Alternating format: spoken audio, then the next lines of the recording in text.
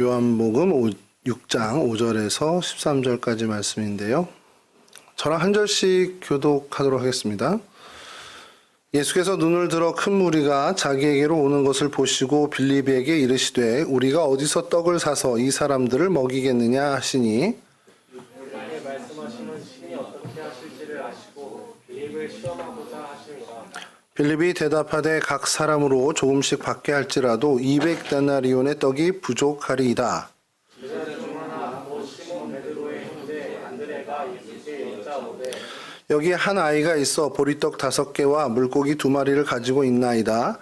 그러나 그것이 이 많은 사람에게 얼마나 되겠사옵나이까. 예수께서 이르시되 이 사람들로 앉게 하라 하시니 그곳에 잔디가 많은지라 사람들이 앉으니 수가 5,000명쯤 되더라. 예수께서 떡을 가져 축사하신 후에 앉아 있는 자들에게 나눠 주시고 물고기도 그렇게 그들의 원대로 주시니라. 예수께서 제자들에게 이르시되 남은 조각을 거두고 버리는 것이 없게 하라 하시므로 함께 하시죠. 이에 거두니 보리떡 5개로 먹고 남은 조각이 12바구니에 찼더라. 아멘. 예, 반갑습니다. 우리 새로운 얼굴이, 물론 새로운 얼굴은 아니지만 이 자리에서 좀 만나게 돼서 반갑고요. 교사 회의 안 끝나지 않았어요? 어떻게 왔어요? 끝나고 바로 온 거예요.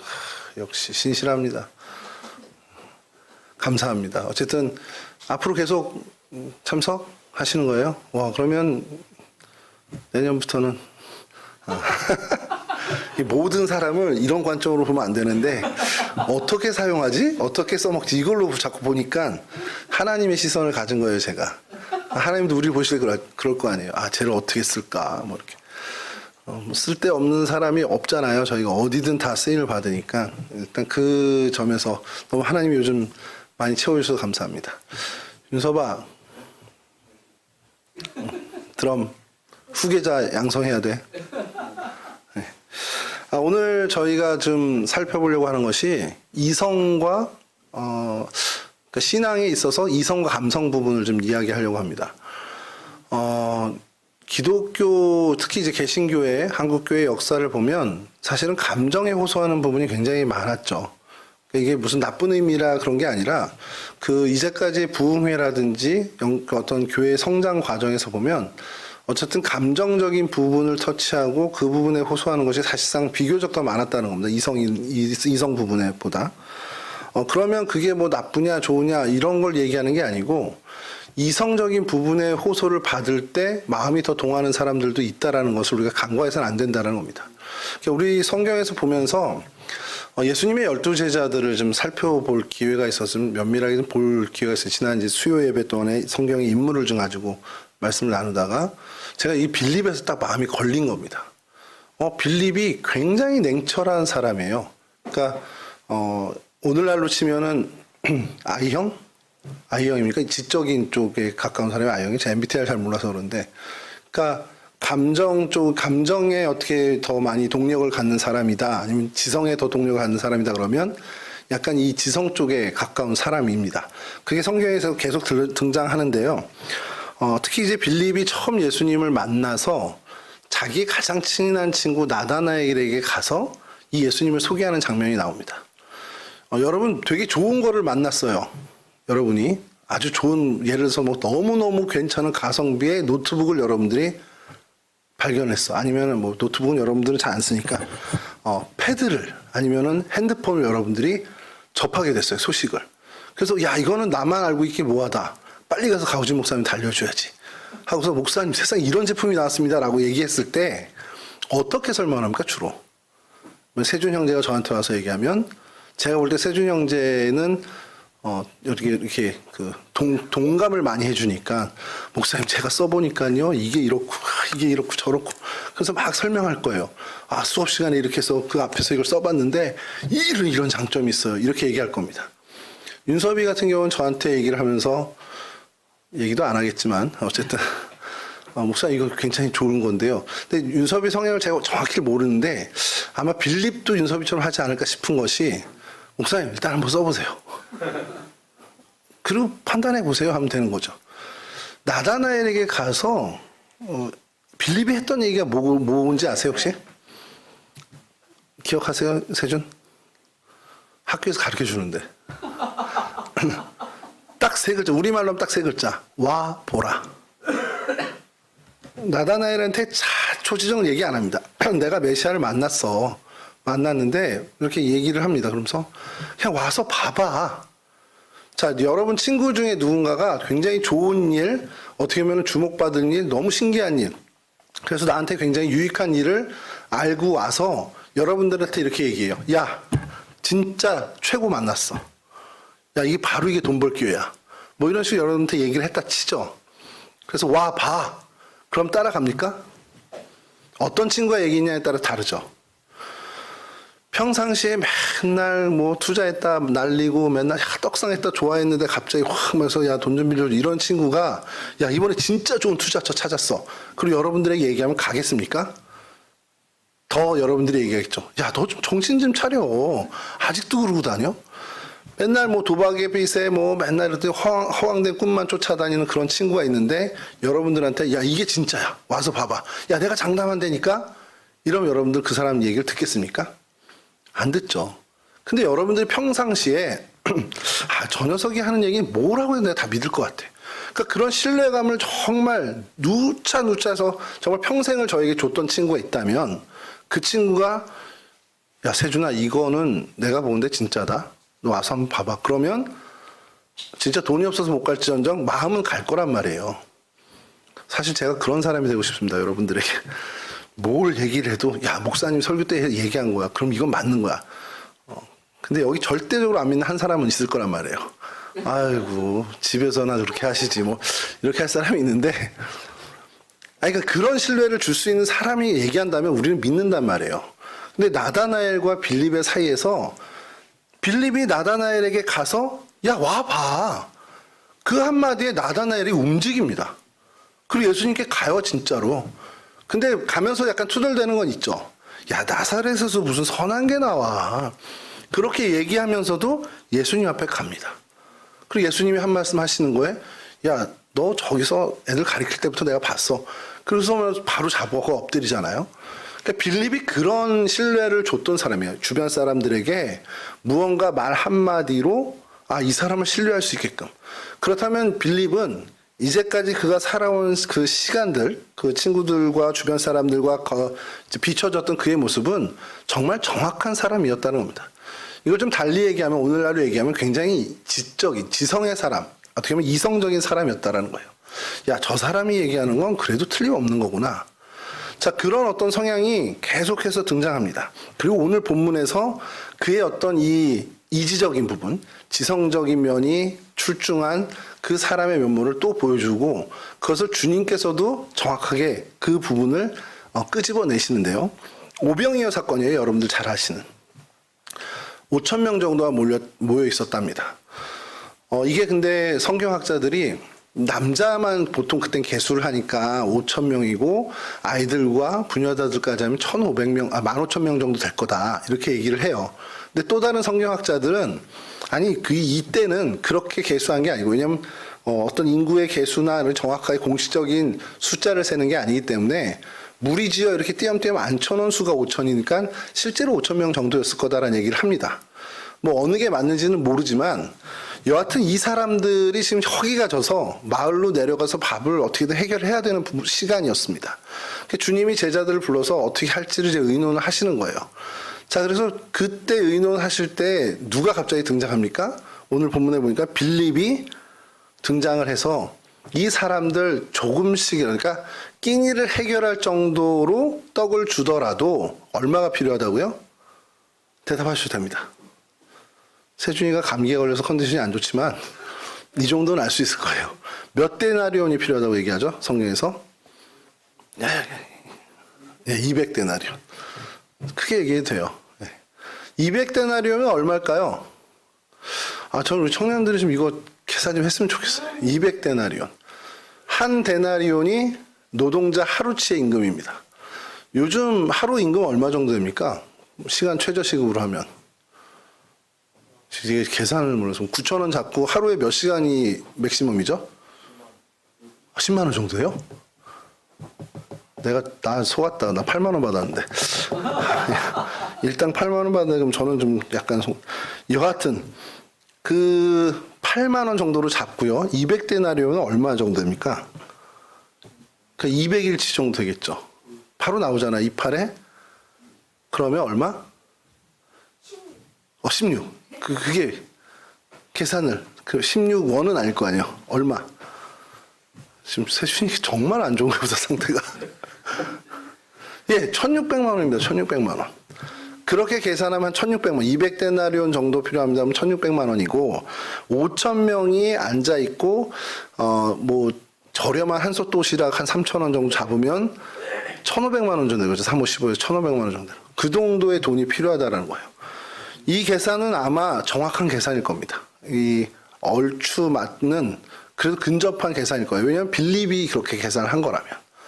자, 그러면 이 돈이, 이 정도의 돈, 재정이 뭐 예수님 무리에 있었는지 없었는지는 알 길이 없지만 그 정도의 비용을 지불해서 이 사람들을 먹이든지 아니면 오늘은 여기까지입니다. 각자 이제 마을 내려가서 해결하십시오라고 하든지 하는 것이 우리의 상식이고 빌립의 상식이었습니다.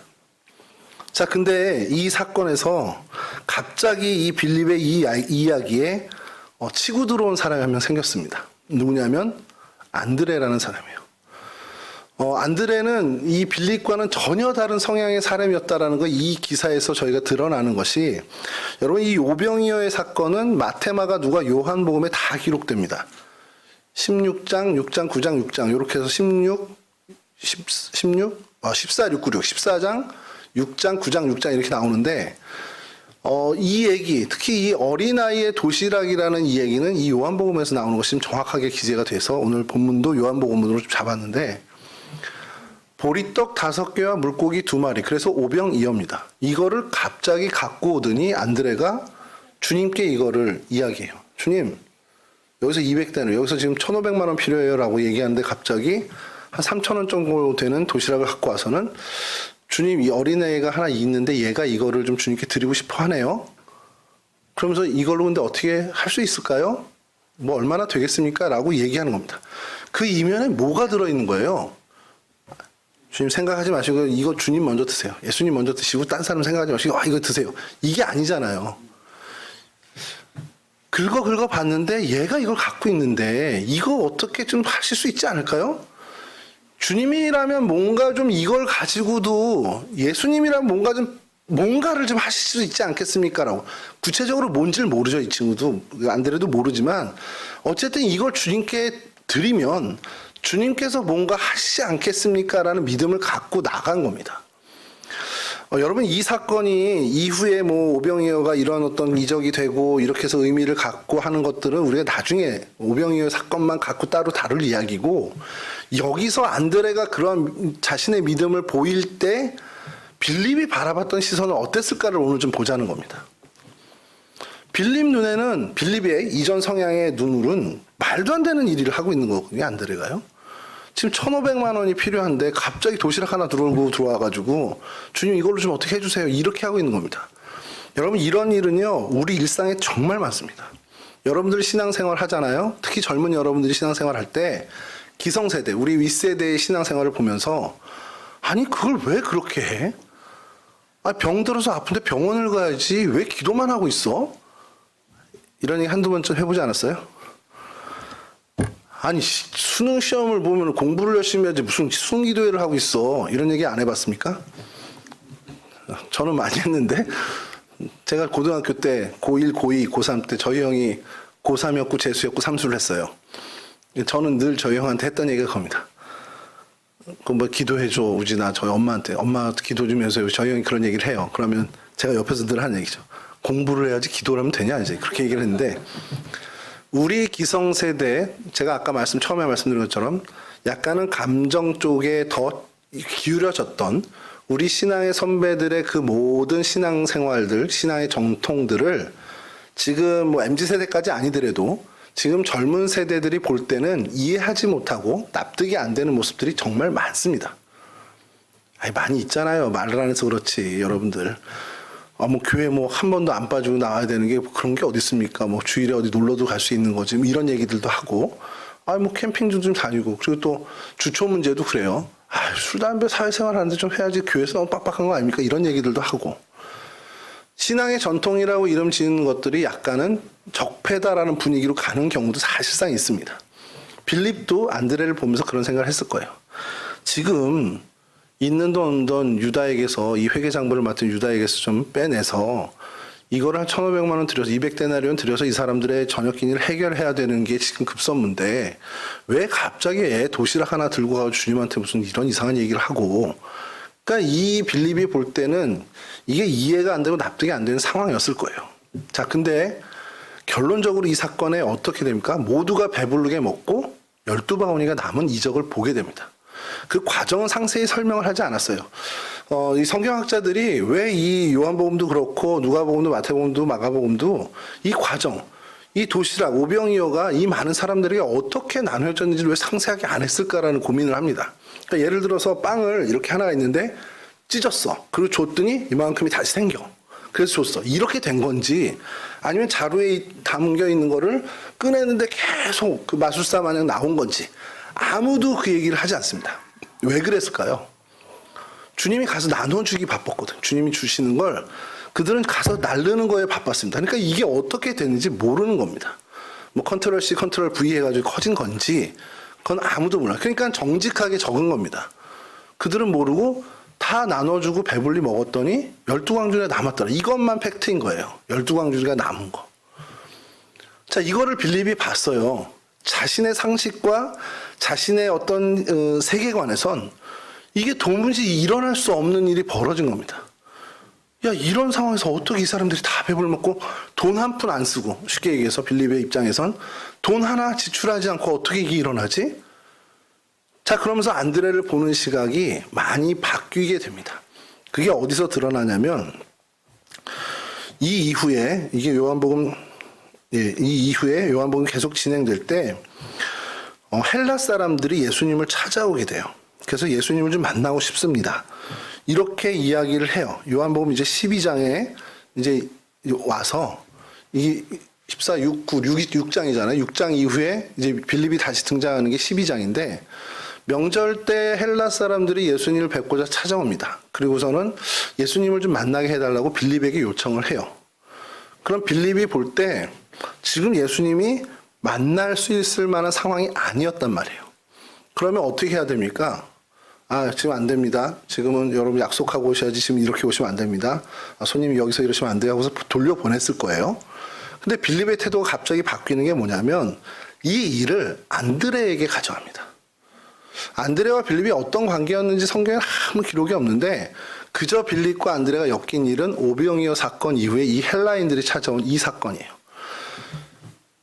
여기서 성경학자들의 해석이 어떻게 갈리느냐면 안드레를 찾아간 이 빌립이 결국 이 오병이어 사건을 통해서 뭔가 그가 심경의 변화를 일으켰다는 겁니다. 그러니까 가치관이 바뀌었다는 거죠. 그리고 나서 자신이 판단하고 자신의 이성적인 사고를 의지하던 그의 태도가 그래도 안드레가 나보다는 뭔가 이런 주님을 만나고 주님을 믿고 하는 신앙에 있어서는 한 수 위다라고 인정을 한 것으로 보는 거예요. 성경학자들은. 근데 그도 그럴 것이 주님께 직접 가도 되잖아요. 근데 왜 안드레를 거칠까? 다른 건 모르는데 이 어떤 부분들, 이들을 주님께 소개하는 지금은 사실 어떻게 변수가 생긴 거죠. 어떻게 보면 상식적이지 않은 일이 벌어진 겁니다. 이방인들이 찾아와서 주님을 만나겠다. 물론 좋은 의도로 만나겠다는 거였지만 여하튼 그런 어떤 태도들을 자기가 해결하고 자기의 이성으로 판단을 못하게 되니 결국 나보다 한 수위인 안드레에게 의지하게 된다는 겁니다. 이런 변화의 모습이 굉장히 시사하는 바가 크다는 거예요. 이건 뭐냐면 내가 안드레에게 깔고 들어간다 이런 표현이 아니라 이제까지 내가 은혜의 방편을 이 오른쪽에 있는 이것만이라고 생각했는데 아닐 수도 있구나. 하나님이 은혜를 내가 생각하는 이 길이 아닌 다른 쪽으로도 주실 수 있구나라는 것을 인정하게 된다라는 겁니다. 그러니까 이게 뭐냐면 그가 은혜의 수단이 확실히 확장되는 계기가 됐다라는 거죠. 이런 본문을 보면서 오늘 여러분들과 나누고 싶은 얘기는 여러분들이 생각하는 신앙관이 있어요. 여러분들이 생각하는 신앙의 상식이 있습니다. 아, 이건 이렇게 돼야지. 야, 기도하면 이렇게 되는 거고, 야, 이건 기도 안 해도 주시는 거고, 그 가진, 뭐, 사람마다, 사람의 100명 있다면 100명의 상식이 있습니다. 그러니까 여러분들이 하나님과 만난 방식, 이제까지 만나왔던 방식이 됐던, 아니면 여러분들이 선호한 방식이 됐던, 그게 여러분들의 신앙생활에 여러분들의 어떤, 캐논이라고 하는 여러분들의 정석이었다라면, 그거 하나만 있는 게 아니라는 것을 우리가 좀 깨달을 필요가 있다는 거예요. 이건 여러분들에게만 하는 얘기가 아니라 저 자신에게도 하는 얘기입니다. 제 스스로에게도 저도 있죠. 목사다 보고 이제까지 신앙생활 하다 보니까 야, 그래도 이 방법보다는 이 방법으로 하나님하고 교제하는 게 더 낫지 않아? 제 스스로 그렇게 생각을 하는 겁니다. 근데 그거는 나에게 있어서는 그게 더 우월한 방법일 수 있습니다. 그렇다고 이 방법이 틀렸냐? 그렇게 생각하면 안 된다는 거예요. 하나님이 나에게 이런 방법으로 은혜를 주시는 것처럼 저 사람에게 가장 저 사람에게 적합한 저 방법으로 하나님 은혜를 주시는구나라는 것을 인정해야 한다는 겁니다. 이 인정함이 왜 필요하냐? 내가 혼자 이 세상을 살아간다면 그런 거 필요 없죠. 근데 우리가 한 공동체를 이루어서 한 공동체에서 신앙생활의 신앙의 행보를 하나씩 하나씩 걸어간다면 이 인정하는 우리의 신앙관, 신앙의 가치관은 필수적으로 있어야 한다는 겁니다. 어떤 사람은 뜨거운 찬양을 통해서 은혜를 받을 수 있어요. 우리 청년들에는 많잖아요. 세준 형제도 좀 뜨거운 찬양 쪽인가요? 뜨거운 찬양을 부르면서 이렇게 되는 게 은혜가 더 많이, 은혜의 방편이 될 때가 많죠. 죄송하지만 저는 전혀 그걸로 은혜를 못 받습니다. 아, 이거 제가 틀렸고 맞고가 아니라 하나님이 저를 그렇게 만드신 거예요. 제 성향을. 그렇게 자라오게 하면서 그렇게 구성하는 거죠. 저는 조용하고 잔잔한 찬양으로 훨씬 더 많은 은혜를 받습니다. 우리 주한 선생님도 뜨거운 찬양 쪽인가요? 아니면 좀 잔잔한 찬양 쪽인가요? 찬양이라면. 역시 찬양이라면 다 저런 정답을 해야 되는데, 목사가 그런 것도 못하고. 기도도 마찬가지죠. 뜨겁게 통성기도 하는 사람이 그 통성기도를 통해서 하나님의 은혜를 더 많이 체험하는 경우도 있고, 그냥 요즘은 관상기도라는 표현을 잘 안 쓰는데 정말 침묵으로 기도하면서 깊은 하나님과의 교제를 나누는 분도 있습니다. 어느 게 맞고 어느 게 틀리냐 여러분들에게 물으면 그건 틀리고 맞고의 문제가 아니라는 거예요. 하나님이 그에게 가장 적절한 방법으로 은혜를 주시는 거죠. 자, 그렇다면 여러분, 우리가 한 공동체를 이뤘어요. 우리 동성교회 청년부도 청년부 공동체지만 전체 동성교회를 봐요. 어떤 분은 이렇게 은혜를 받고 어떤 분은 저렇게 은혜를 받습니다. 그건 하나님이 주신 은혜입니다. 그걸 우리가 자꾸 판단하는 부분들. 왜 자꾸 우리 교회는 저런 거를 해? 우리 교회 왜 저런 거 이제 안 했으면 좋겠는데 지금 시대가 어느 시대인데 이렇게 얘기할 수도 있고요. 또 시대에 발맞춰 가는 것에 대해서 어느 분들은 불편하게 했죠. 아니, 지금까지 해오던 게 있는데 왜 이걸 없애? 지금까지 해오던 게 있는데 우리 교회 왜 자꾸 이렇게 변질돼? 이런 얘기를 하는 분들도 생긴다는 겁니다. 물론 이게 세대로 나눠질 수 있는, 좀 명확하진 않지만 세대로 전반적으로 나눠지는 부분도 있죠. 이래선 안 된다는 거예요. 하나님이 이들에게, 저 사람에게, 저 인간에게, 저 친구에게 가장 적합한 방법으로 은혜를 주시는 방법을 하나님이 택하시고 하나님이 주신다는 겁니다. 그럼 우리는 그러한 방법들에 대해서 열린 생각을 가져야 된다는 거죠. 그렇다고 내가 나도 저 방법으로 은혜를 받아야지 이러라는 게 아닙니다. 나도 그냥 뜨겁게 한번 방언기도 해봐야지 이렇게 욕심내라는 게 아니고요. 물론 그런 욕심이 있으면 해보면 좋지만 뭐 나쁜 거 하라는 게 아니니까. 근데 그게 더 우월해 보인다. 나에게 주시는 어떤 이 방법보다 저 방법이 더 우월해 보여라고 해서 그것을 마냥 따라가는 그거는 아니라는 겁니다. 그냥 하나님과 깊은 교제를 계속 나누면서 하나님이 내게 보여주시는 것이 있다면 그래, 이 부분에 있어서는 저 방법이 좀 탁월하겠구나. 그럼 그를 인정해 주면 되는 거예요. 그 방법을 인정하고 수용하기만 하면 되는 겁니다. 빌립이 볼 때 주님을 따르는 여러 방식 중에 빌립이 우월한 방법도 분명히 있지만 지금 이와 같이 즉흥적으로 헬라 사람들이 만나자 하는 것들, 어떻게 보면 뭔가 주님의 능력이 필요하고 주님의 각별한 은혜가 필요한 것들에 대해선 안드레의 방법과 안드레의 성향이 더 우월했던 걸 봤기 때문에 내가 그 사람보다 못해라는 게 아니라 그 사람의 방법이 더 적절해라는 것으로 그를 수용했다라는 겁니다. 이후에 빌립이 등장하는 것도 또 요한복음 14장인데 빌립이 이르되 주여 아버지를 우리에게 보여주시옵소서 그럼 족하겠나이다. 그래서 주님께서 야 내가 이렇게 오래 너와 함께 있었는데 너 왜 나를 알지 못해? 나를 본 사람 아버지 본 거야 라고 이렇게 얘기하면서 주님과 대화를 합니다. 주님과 대화를 못해서 안드레를 중간에 낀 게 아니라는 거예요. 주님께 아버지를 보여주십시오라고 당당히 가서 이야기할 수 있는 것도 빌립이었습니다. 그만큼 주님과 가까운 사이였고 주님이 얼마나 들까 어떻게 할까 했을 때 200데나리온 듭니다라고 주님과의 관계에서 뭔가 어떻게 보면 거리가 있거나 이런 사람이 아니었어요. 그럼에도 이 방법에 있어서는 안드레의 방법이 맞겠구나라고 한다면 그 방법을 수용할 수 있는 수용성을 가졌다라는 겁니다. 저는 오늘날 청년들이 이 땅을 살아가면서 특별히 이제 크리스찬 청년들이 살아가면서 신앙에 있어서 신앙의 자세에 있어서 편협해지는 것을 좀 지양했으면 좋겠어요. 우리 공동체 혹은 내 신앙의 방식만이 맞다라는 것을 고집하는 것들을 좀 내려놓고요. 우리 윗세대들이 하는 방법이 지금 이 새로운 세대가 그렇게 답습해 가서 은혜를 얻을 수 있다면 그것 역시 은혜의 방편으로 수용을 해야 한다라는 겁니다.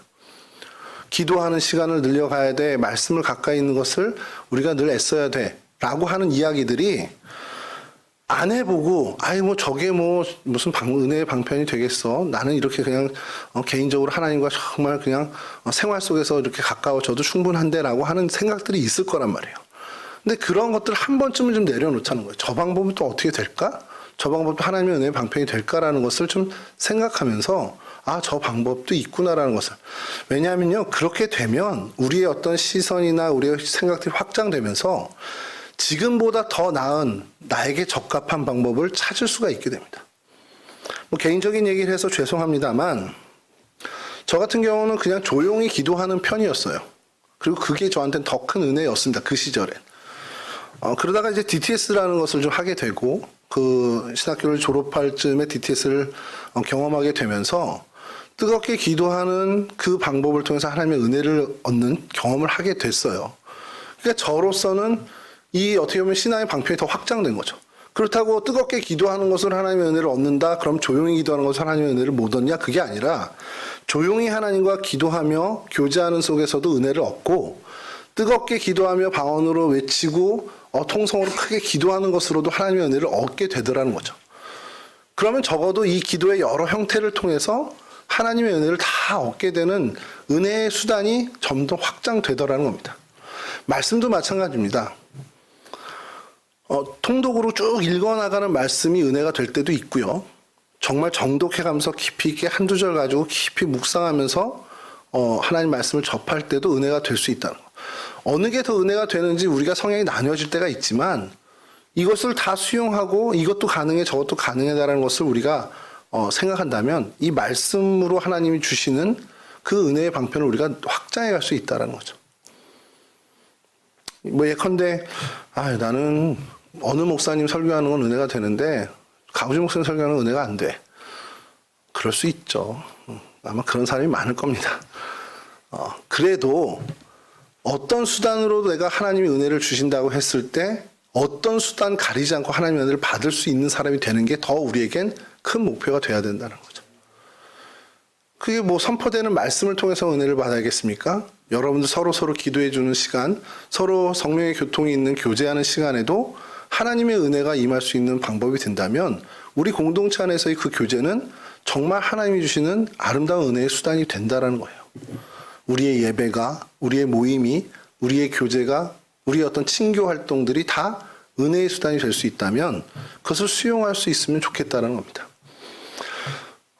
여러분 이렇게 생각해서 하나 이제 마지막으로 바라는 것은 예배만이 아니라 여러분들이 뭔가 행사를 준비하고 또 여러분들이 뭔가를 같이 도모해 가고 뭔가를 여러분들이 목표에서 같이 이뤄나가는 그 모든 과정 속에서 하나님을 여러분들이 그 자리에 모셨으면 좋겠어요. 왜냐하면 그 모든 과정이 그냥 하나님을 배제한 우리의 모임이라면 어떤 수단, 어떤 방법을 통해서도 하나님의 은혜를 얻을 수가 없습니다. 그러나 그 모든 것들이 그저 예배의 모습이 아니라 할지라도 그 자리에 하나님이 임하시기만 하면, 하나님이 함께만 계신다면 여러분들의 농담을 주고받는 교제도, 여러분들의 어떤 마음을 주고받는 그 마음 쓰는 것도, 다 은혜의 수단이 될 수 있다라는 사실이에요. 여러분들의 생각과 사고를 좀 넓혔으면 좋겠습니다. 그리고 그 수단과 방법을 하나님이 사용하실 수 있도록 여러분들이 좀 받아들였으면 좋겠어요. 그렇게 된다면 여러분들의 일생, 그리고 여러분들의 그 일상, 여러분들의 그 생활 하나하나에서 하나님이 은혜를 주실 가능성, 주실 만한 루트가 점점 더 많이 확고되고, 그럼 하나님의 은혜를 여러분들이 더 많이 누리게 되는 그러한 인생을 살게 된다라는 사실이죠. 제 친한 친구 중에 하나는 공부를 하면서 은혜를 받습니다. 사람이 아니죠. 이쯤 되면. 수학 문제를 풀면서 은혜를 받는다는 거고, 예, 그 학교에서 공부를 하면서 공대를 다니고 있는데 뭔가 무슨 물리학이었나 화학이었나 해가 뭐 그거 하면서 놀랍다고 저한테 막 전화까지 해가지고 우진아 놀랍지 않니? 이게 하나님 만든 세계에 이런 법칙이 있어. 얘가 약을 먹어야 되나 싶을 정도로 그런 친구가 있어요. 근데 여러분 그렇게도 은혜를 받을 수 있다는 뭐 되게 극단적인 예지만 여러분 하나님의 은혜의 수단을 우리가 제한하지 않았으면 좋겠습니다. 여러분들의 일생을 통해서, 여러분 일상을 통해서, 자꾸 일생이라고 그래요. 여러분의 일상을 통해서, 생활의 하나하나를 통해서 정말 하나님을 만났으면 좋겠습니다. 그래서 제가 요즘 여러분들을 위해서 기도하는 게 있어요. 금요일마다 이제 청년들 여러분들을 위해서 기도하는데 새벽에 그냥 계속 반복되고 요즘 기도하는 것이, 예를 들어서 세준 형제를 이제 회장이니까 먼저 기도를 합니다. 미안합니다. 회장이라 먼저 기도하는데, 이 친구의 하나님 생각과 마음 속에, 특별히 이들의 제가 좋아하는 요즘 말 염두에 하나님을 늘 모실 수 있었으면 좋겠습니다. 그러니까 살아가는 시간 속에서 정말 찰나의 순간이라도 하나님을 놓치지 않았으면 좋겠습니다. 그러면 이 생활들에 다 하나님이 관여하시는 게 되거든요. 사실 우리가 하나님 임하여 주시옵소서 하는데 이미 하나님은 와 계시거든요. 항상 우리의 삶 가운데 하나님이 계셔요. 문제는 우리가 내 앞에 계신 하나님을 인지하냐 못하냐라는 거죠. 내 안에, 우리의 지금 이 모임 가운데, 내 생활 가운데 하나님이 계시는구나. 그거를 정말 강력하게 느끼고 있다. 그러면 그 사람은 하나님과 동행하는 삶을 사는 겁니다. 근데 옆에 계심에도 불구하고 완전히 의식하지 못한다면, 그러니까 염두 속에 없다면, 내 염두 속에 없다면 하나님과 무관한 생활을 사는 거죠. 그래서 여러분들의 염두 속에, 여러분들의 생각 속에 늘 하나님이 계실 수 있기를 위해 기도하는데, 그렇게 된다면 내가 살아가는 일상의 모든 것들이 하나님의 은혜를 얻는 수단들이 될 수 있다는 것. 여러분 이러한 믿음의 확장을 좀 가졌으면 좋겠습니다. 그래서 여러분들의 일상, 여러분들의 생활, 여러분들의 삶 속에 정말 하나님이 넘치는 은혜를 주시고 그 은혜 붙잡고 정말 은혜로 살아가는 인생 될 수 있도록 우리가 그러한 부분들에 있어서 더욱더 우리의 신앙을 확장하고 시선을 더욱더 높이고 그러한 인생으로 걸어가 하나님의 쓰임받는 그러한 삶을 사실 수 있기를 주님의 이름으로 축원합니다. 이 은혜의 주인공들이 되시기를 주님의 이름으로 당부하며 부탁하며 축원합니다. 기도하겠습니다.